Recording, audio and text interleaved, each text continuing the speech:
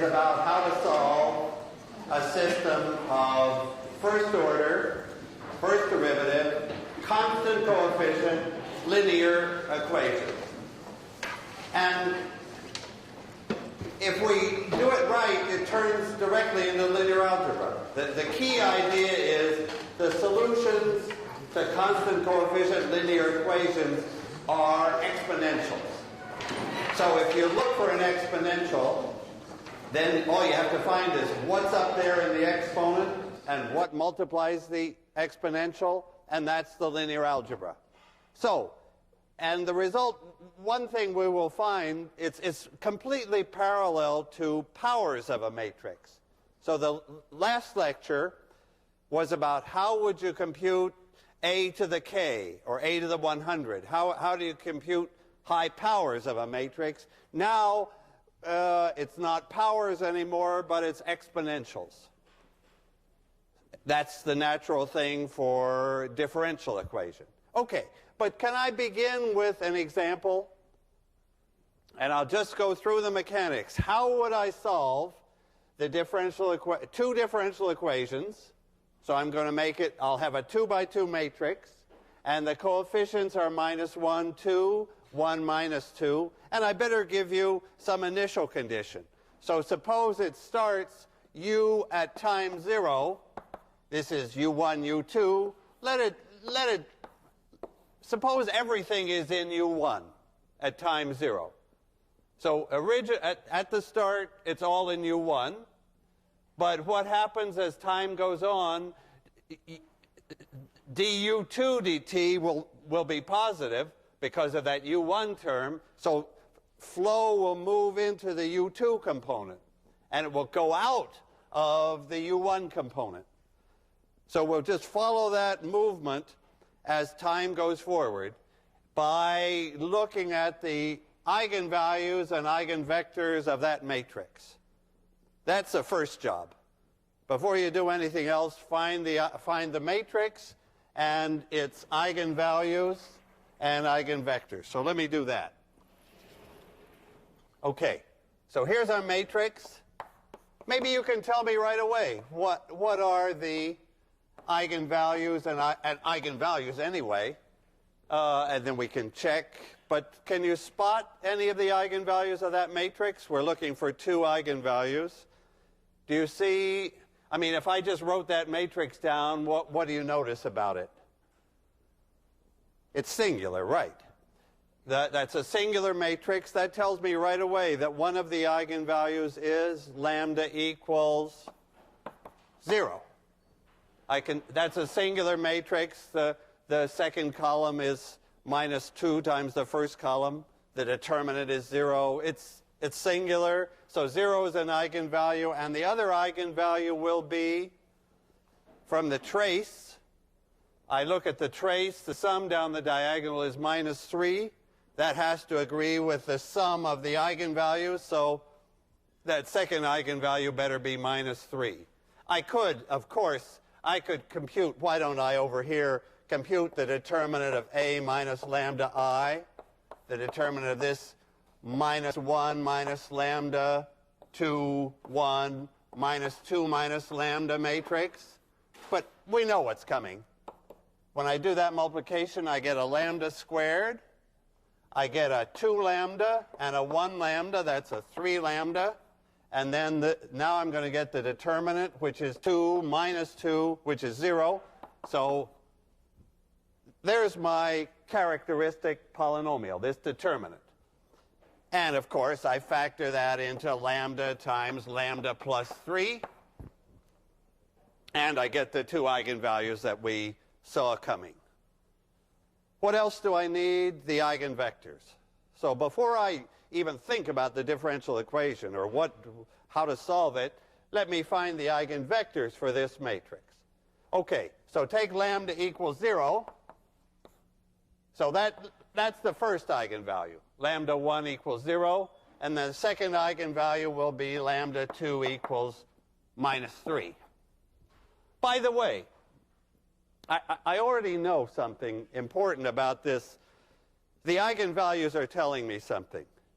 You'll see how it comes out, but let me point to, these numbers are, this eigenvalue, a negative eigenvalue, is going to disappear. There's going to be an e to the minus 3t in the answer. That e to the minus 3t, as time goes on, is going to be very, very small. The other part of the answer will involve an e to the 0t. But e to the 0t is 1, and that's a constant. So I'm expecting that this solution will have two parts, an e to the 0t part and an e to the minus 3t part. And as time goes on, the second part will disappear, and the first part will be a steady state. It won't move. It will be, at the end of, as t approaches infinity, this part disappears, and this is the e to the 0t part is what I get. And I'm very interested in these steady states. So that's, I get a steady state when I have a 0 eigenvalue. Okay, what about those eigenvectors? So what's the eigenvector that goes with eigenvalue 0? Okay, the matrix is singular as it is.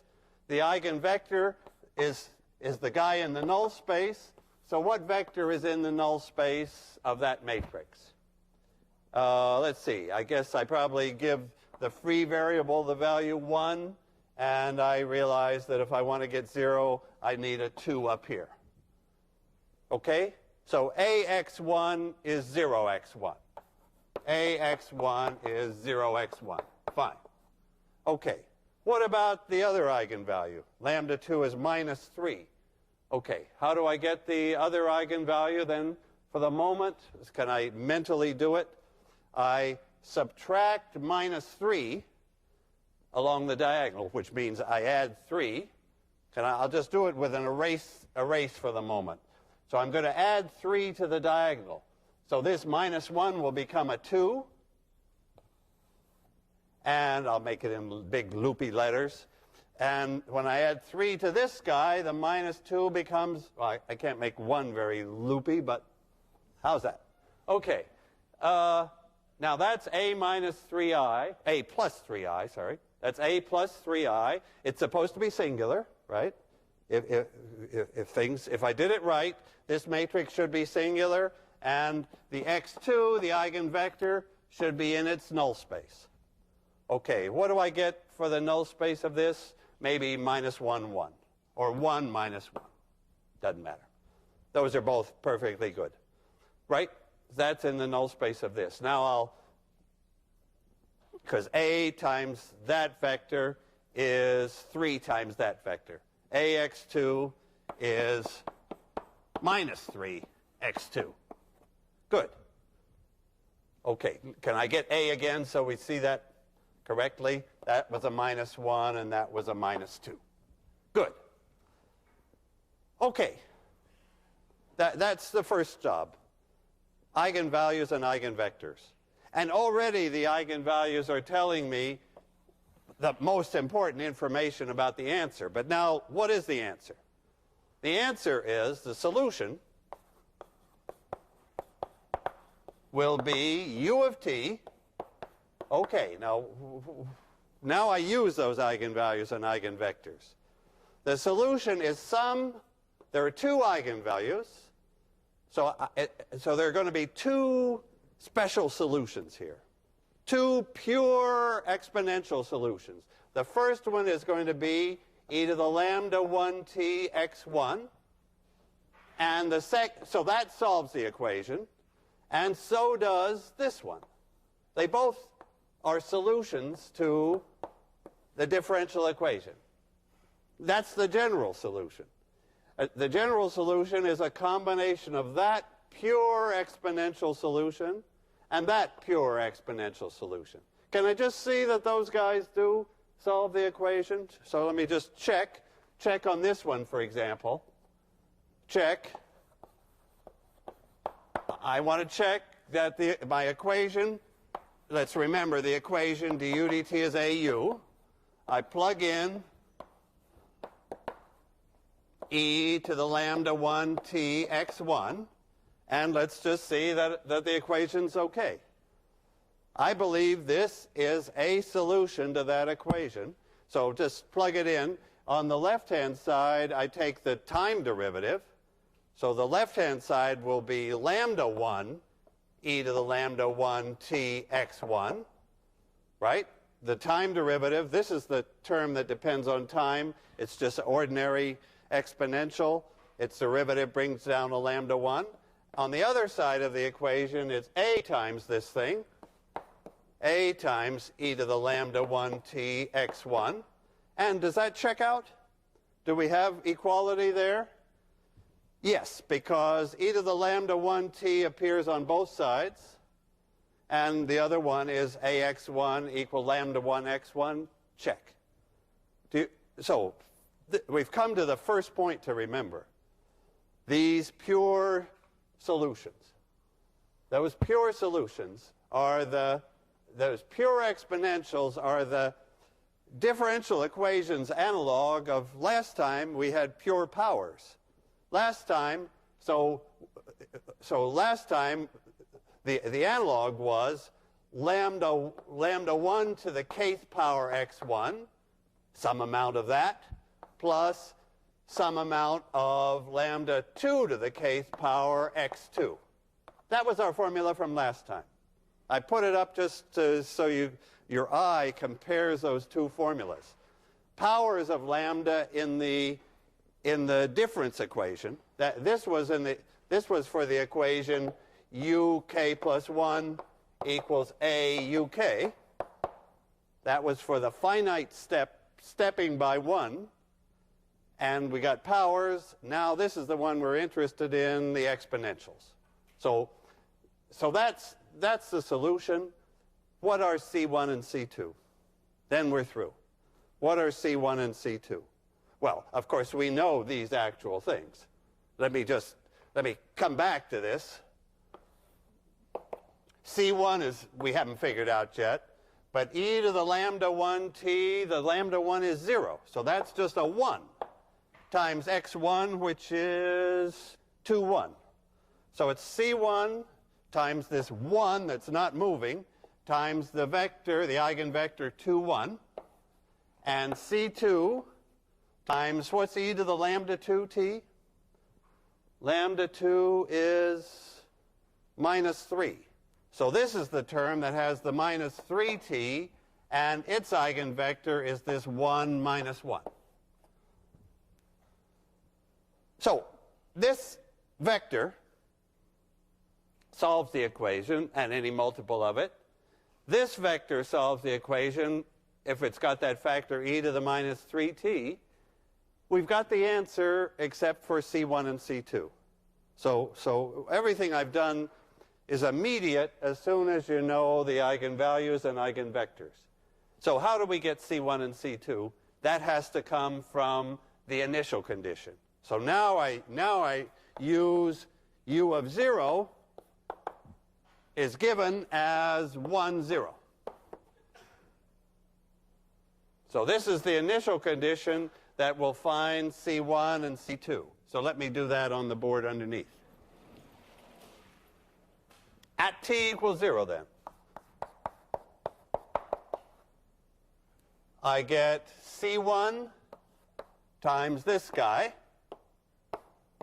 plus C2, and now I'm at time 0. So that's a 1, and this is a 1 minus 1. And that's supposed to agree with u of 0, 1, 0.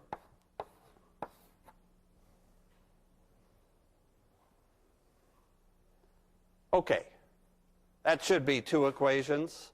That should give me C1 and C2, and then I'm through. So what are C1 and C2? Let's see. I guess we could actually spot them by eye, or we could solve two equations in two unknowns. Let's see. If these were both 1s, so I'm just adding, then I would get 3, 0.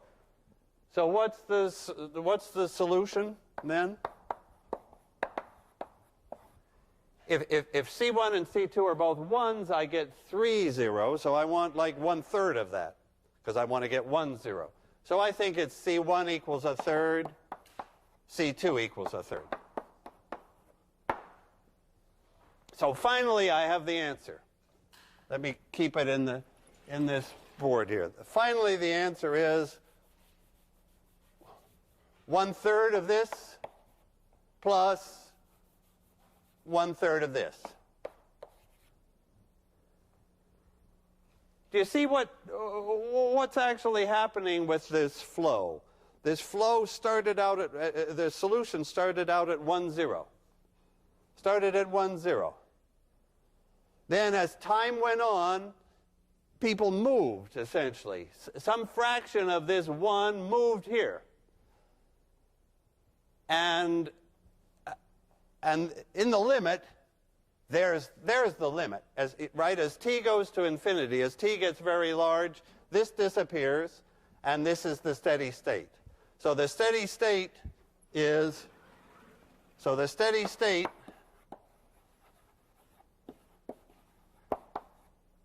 we could call it u at infinity, is 1/3 of 2 and 1.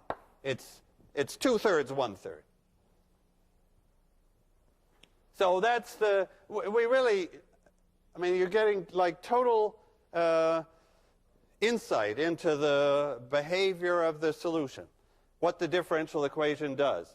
Of course, we wouldn't always have a steady state. Sometimes we would approach 0. Sometimes we would blow up. Can we straighten out those cases? The eigenvalues should tell us.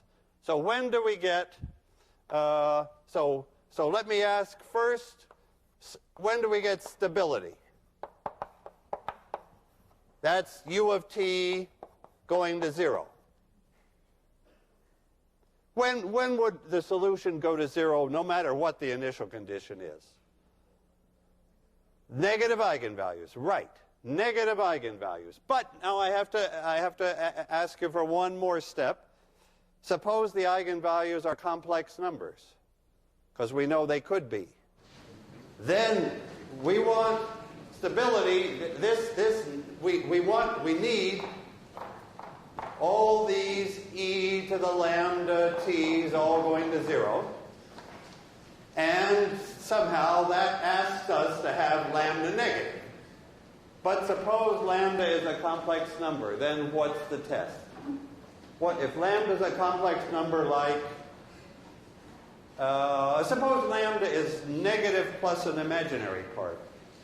Say lambda is -3 plus 6i. What happens then? Can we just do a case here? If this lambda is -3 plus 6i t, how big is that number? Does this imaginary part play a role here or not? Well, how big is? What's the absolute value of that quantity? It's just e to the -3t, right? Because this other part, this e to the 6it, that has absolute value 1. Right? That's just this cosine of 6t plus I sine of 6t. And the absolute value squared will be cos squared plus sine squared will be 1. This complex number is running around the unit circle. It's the real part that matters. This is what I'm trying to do. Real part of lambda has to be negative. If lambda is a complex number, it's the real part, the -3, that either makes us go to 0 or doesn't, or blows up. The imaginary part will just oscillate between the two components. Okay, so that's stability. And what about a steady state? When would we have a steady state always in the same direction? So I'll take this part away. So that was checking that it's the real part that we care about. Now we have a steady state when lambda 1 is 0 and the other eigenvalues have what? So I'm looking like that example was like perfect for a steady state. We have a 0 eigenvalue, and the other eigenvalues, we want those to disappear. So the other eigenvalues have real part negative. And we blow up for sure. We blow up if any real part of lambda is positive. So if I reverse the sign of the matrix A, suppose instead of the matrix I had, the A that I had, I changed it, changed all its signs. What would that do to the eigenvalues and eigenvectors? Well, if I know the eigenvalues and eigenvectors of A, tell me about minus A. What happens to the eigenvalues? For minus A, they'll all change sign. So I'll have blow up. This, instead of the e to the minus 3t, if I change that to minus, if I change the signs in that matrix, I would change the trace to plus 3. I would have an e to the plus 3t, and I would have blow up. Of course, the 0 eigenvalue would stay at 0, but the other guy is taking off if I reversed all the signs. Okay, so this is the stability picture. And for a 2 by 2 matrix, we can actually pin down even more closely what that means. Can I do that? Let me do that. I want to, for a 2 by 2 matrix, I can tell whether the real part of the eigenvalues is negative. Well, let me tell you what I have in mind for that. So 2 by 2 stability. This is just a little comment. 2 by 2 stability. So my matrix now is just A, B, C, D. And I'm looking for the real parts of both eigenvalues to be negative. Okay.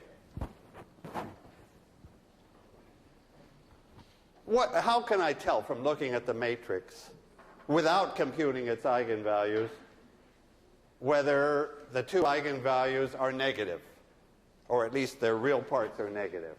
What would that tell me about the trace? So the trace, that's this A plus D. What can you tell me about the trace? In the case of a 2 by 2 stable matrix, that means the eigenvalues are negative, or at least the real parts of those eigenvalues are negative. Then when I look at the matrix and find its trace, what do I know about that? It's negative, right. This is the sum of this equals lambda 1 plus lambda 2, so it's negative. The two eigenvalues, by the way, will have, if they're complex, will have plus 6i and minus 6i. The complex parts will be conjugates of each other and disappear when we add, and the trace will be negative. Okay, the trace has to be negative. Is that enough? Is a negative trace enough to make the matrix stable? Shouldn't be enough, right? Can you make, what's a matrix that has a negative trace, but still it's not stable? So it has a blow up, it still has a blow up factor and a decay one. So what would be it? So just to see, maybe I just put that here. Now I'm looking for an example where the trace could be negative, but still blow up. Of course. Yeah, let's just take one. Oh, look, let me make it minus 2, 0, 0, 1. Okay. There's a case where that matrix has negative trace. I know its eigenvalues, of course. They're minus 2 and 1, and it blows up. It's got a plus 1 eigenvalue here. So there will be an e to the plus t in the solution, and it'll blow up if it has any second component at all. I need another condition.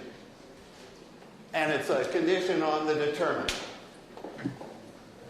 And what's that condition? If I know that the two eigenvalues, suppose I know they're negative, both negative. What does that tell me about the determinant? Let me ask again. If I know both the eigenvalues are negative, then I know the trace is negative, but the determinant is positive. Because it's the product of the two eigenvalues. So this determinant is lambda 1 times lambda 2. This is lambda 1 times lambda 2. And if they're both negative, the product is positive. So positive determinant, negative trace.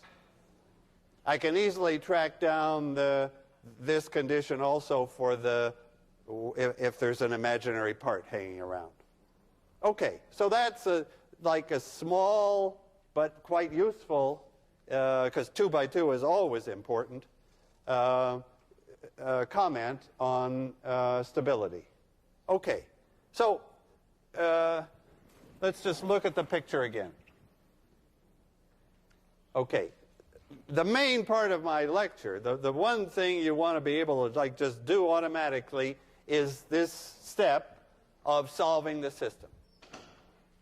Find the eigenvalues, find the eigenvectors, find the coefficients. And notice, what's the matrix in this linear system here? I can't help, if I have equations like that, that's my equations column at a time. What's the matrix form of that equation? So this system of equations is some matrix multiplying C1, C2 to give U of 0, 1, 0. What's the matrix? Well, it's obviously 2, 1, 1 minus 1, but we have a name, or at least a letter, actually a name for that matrix. What matrix are we dealing with here in this step of finding the C's? Its letter is S. It's the eigenvector matrix. Of course, these are the eigenvectors. They're in the columns of our matrix. So this is SC equals U of 0. Is that step where you find the actual coefficients. You find out how much of each pure exponential is in the solution. By getting it right at the start, then it stays right forever. You're seeing this picture that each pure exponential goes on its own way once you start it from U of 0. So you start it by figuring out how much each one is present in U of 0, and then off they go. Okay, so that's a system of two equations in two unknowns, coupled. The matrix sort of couples U1 and U2, and the eigenvalues and eigenvectors uncouple it, diagonalize it. Actually, okay, now can I think in terms of S and lambda? So I want to write the solution down again in terms of S and lambda. Okay, I'll do that on this far board. Okay. So I'm coming back to our equation du dt equals AU.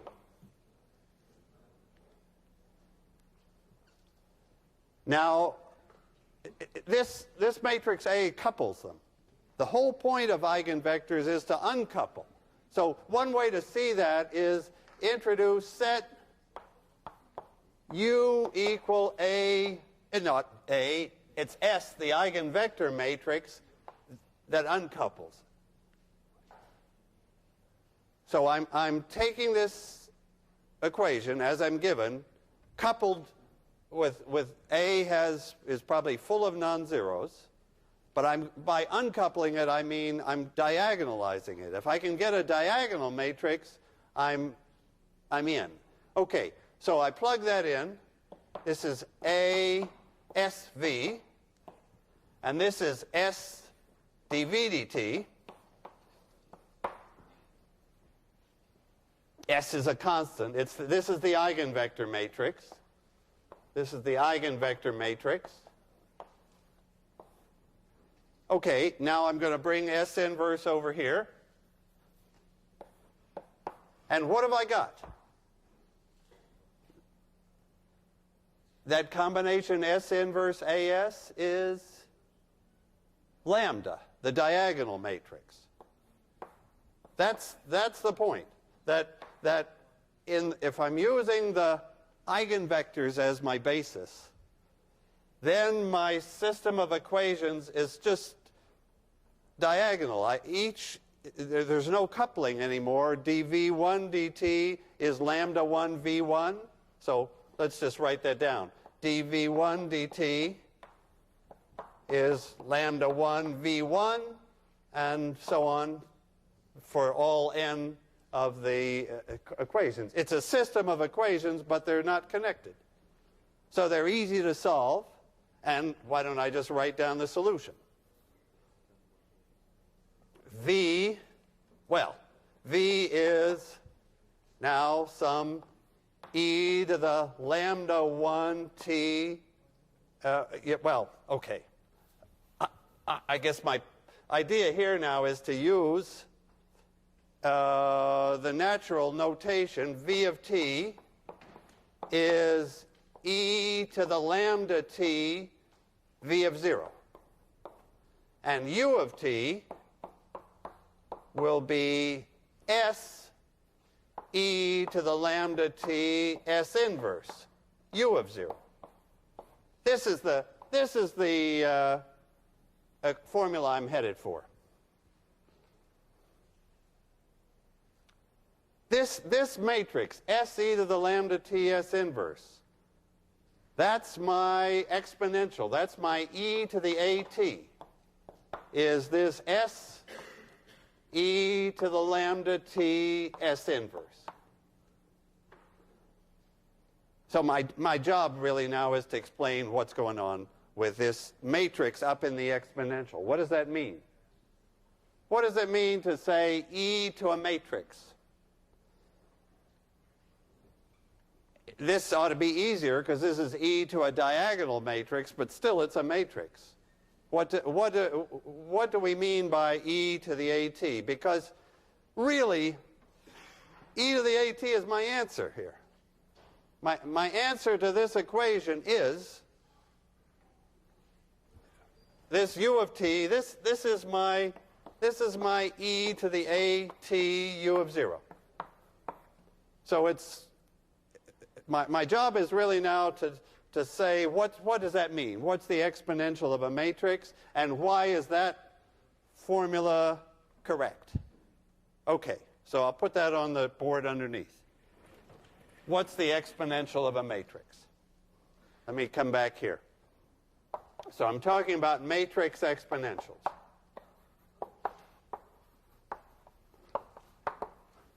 E to the at. Okay. How are we going to define the exponential of something? The trick, the idea is, the thing to go back to is exponential. There's a power series for exponentials. That's how the good way to define e to the x is the power series 1 plus x plus 1/2 x squared, 1/6 x cubed, and we'll do it now when we have a matrix. So the 1 becomes the identity, the x is at, the x squared is at squared, and I divide by 2. The cube, the x cube, is at cubed over 6, and what's the general term in here? At to the nth power divided by, and it goes on, but what do I divide by? So you see the pattern. Here I divided by 1.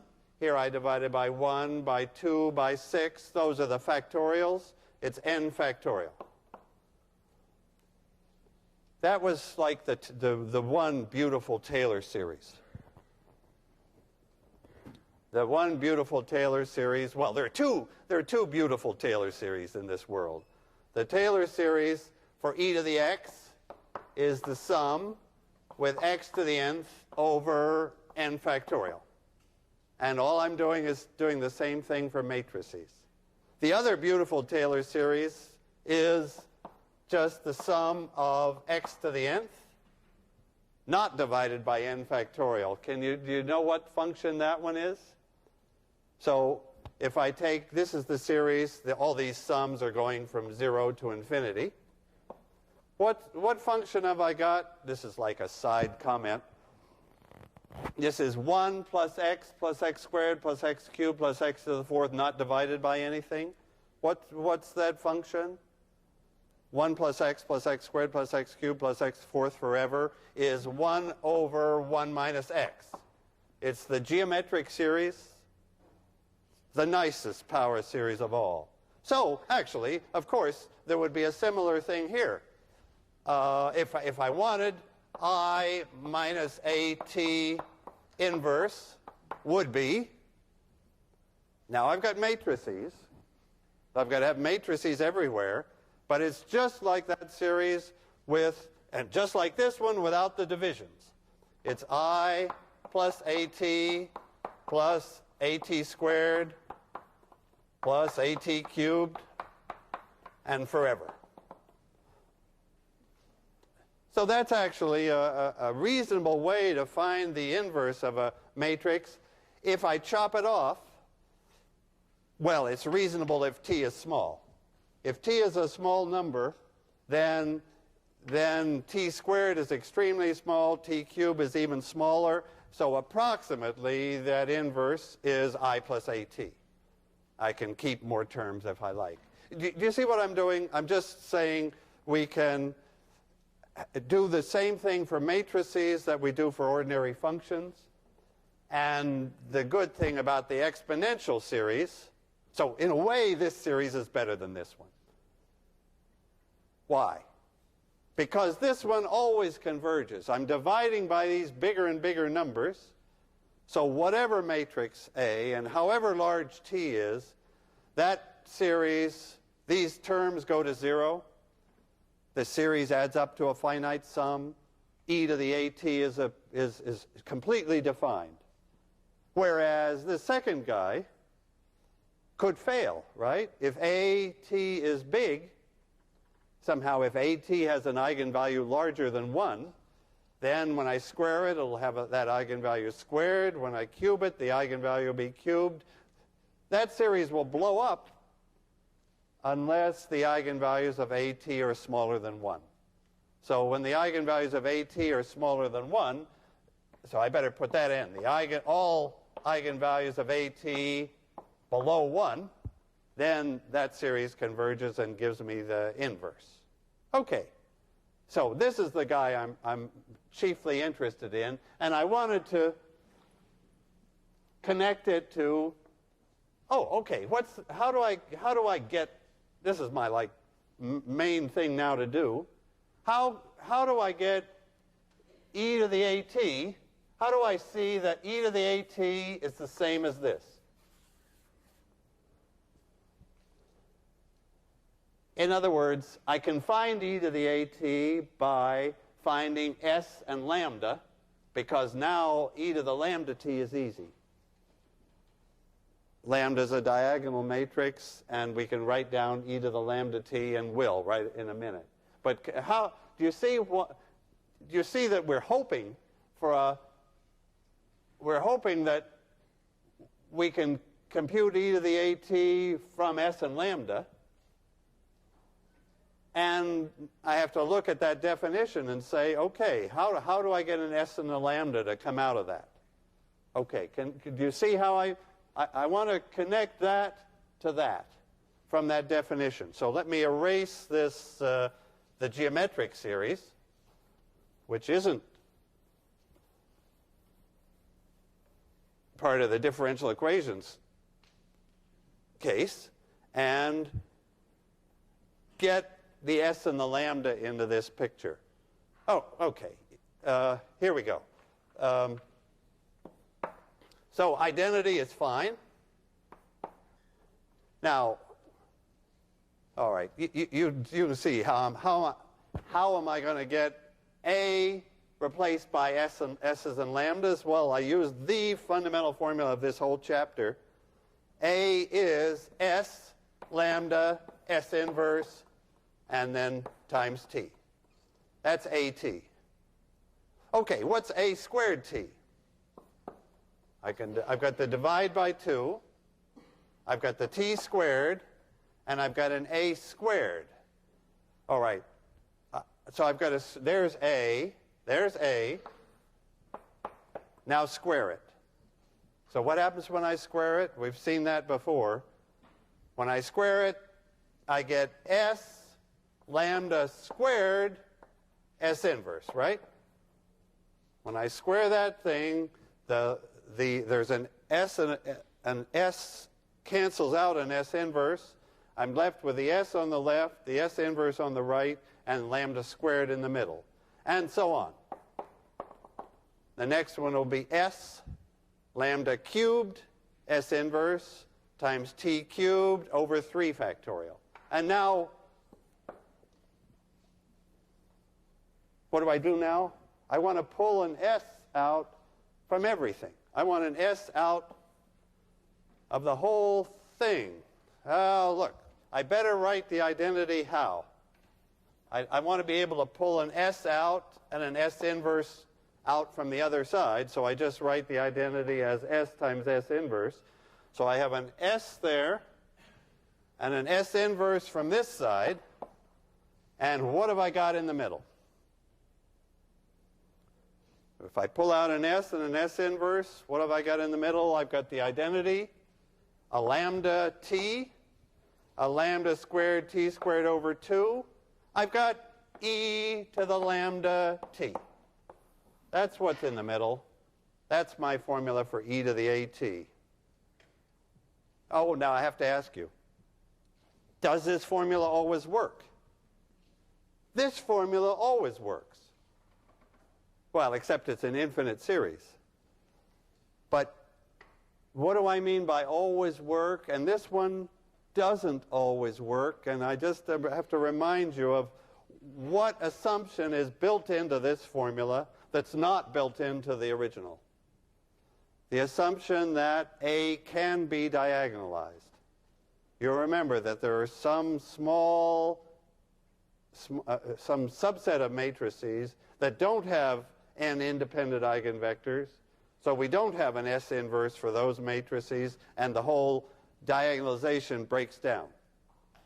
We could still make it triangular, I'll tell you about that, but diagonal we can't do for those particular degenerate matrices that don't have enough independent eigenvectors. But otherwise, this is golden. Okay, so that's the formula, that's the matrix exponential. Now it just remains for me to say, what is e to the lambda t? Can I just do that? Let me just put that in the corner here. What is the exponential of a diagonal matrix? Remember, lambda is diagonal, lambda 1 down to lambda n. What's the exponential of that diagonal matrix? Because our whole point is that this ought to be simple. Our whole point is that to take the exponential of a diagonal matrix ought to be completely decoupled. It ought to be diagonal, in other words, and it is. It's just e to the lambda 1t, e to the lambda 2t, e to the lambda nt, all zeros. So if we have a diagonal matrix and I plug it into this exponential formula, everything's diagonal, and the diagonal terms are just the ordinary scalar exponentials e to the lambda 1t. Okay, so that's in a sense, I'm doing here on this board with like formulas what I did on in the first half of the lecture with specific matrix A and specific eigenvalues and eigenvectors. So let me show you the formulas again.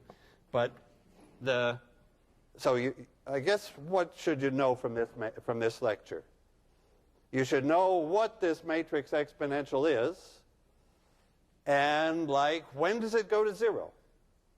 Tell me again now the answer to that. When does e to the at approach get smaller and smaller as t increases? Well, the s and the s inverse aren't moving. It's this one that has to get smaller and smaller, and that one has this simple diagonal form. And it goes to 0 provided every one of these lambdas, I need to have each one of these guys go to 0. So I need every real part of every eigenvalue negative. Right? If the real part is negative, that takes the exponential, that forces the exponential goes to 0. Okay. So that's really the difference. If I can just draw here's a picture of this is the complex plane. Here's the real axis, and here's the imaginary axis. And where do the eigenvalues have to be for stability in differential equations? They have to be over here, in the left half plane. So the left half plane is this plane, real part of lambda less than 0. Where do the eigenvalues have to be for powers of the matrix to go to 0? Powers of the matrix go to 0 if the eigenvalues are in here. So this is the stability region for powers. This is the region absolute value of lambda less than 1. That's the stability for, that tells us that the powers of A go to 0. This tells us that the exponential of A goes to 0. Okay, one final example. Let me just write down how to deal with a final example. Let's see. So my final example will be a single equation, u double prime plus a bu prime plus ku equals 0. One equation, second order. How do I, and maybe I should have used, I prefer to use y here, because that's what you see in differential equations. And I want u to be a vector. So how do I change one second order equation into a 2x2 first order system? Just the way I did for Fibonacci. I'll let u be y prime and y. What I'm going to do is I'm going to add an extra equation, y prime equals y prime. So I take this, so using this as the vector unknown, now my equation is u prime. My first order system is u prime. That'll be y double prime y prime, the derivative of u. Okay, now the differential equation is telling me that y double prime is, so I'm just looking for, what's this matrix? Y prime y. I'm looking for the matrix A. What's the matrix in case I have a single first order equation and I want to make it into a 2x2 system? Okay, simple. The first row of the matrix is given by the equation. So y double prime is minus b y prime minus k y, no problem. And what's the second row of the matrix? Then we're done. The second row of the matrix I want just to be the trivial equation y prime equals y prime, so I need a 1 and a 0 there. So matrices like these The general case, if I had a 5 by 5, if I had a fifth order equation, and I wanted a 5 by 5 matrix, I would see the coefficients of the equation up there, and then my 4 trivial equations would put 1s here. This is the kind of matrix that goes from a fifth order to a 5 by 5 first order. So the eigenvalues will come out in a natural way connected to the differential equation. Okay, that's differential equations. A parallel lecture compared to powers of a matrix. We can now do exponentials. Thanks.